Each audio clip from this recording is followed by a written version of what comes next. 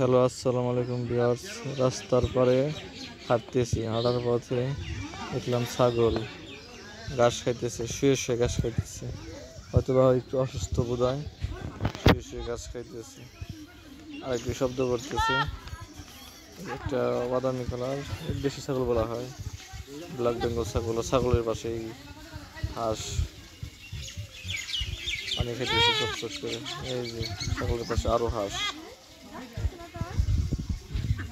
কিভাবে শরীর চুলকাইতেছে।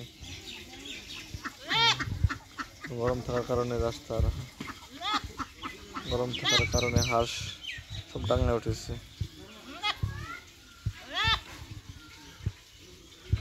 কি সুন্দর করে শব্দ করতেছে। আরেকটা ছাগল যে খাইতেছে। গ্রামের অল্প জায়গায় ছাগল পালন করা যায়। মানুষ ছাগল পালন করে উপার্জন করে থাকে। এই দুইটি ছাগলের পেটে বাচ্চা হবে। আপনার কমেন্টে জানাবেন দুইটা ছাগলের কয়টি বাচ্চা হতে পারে।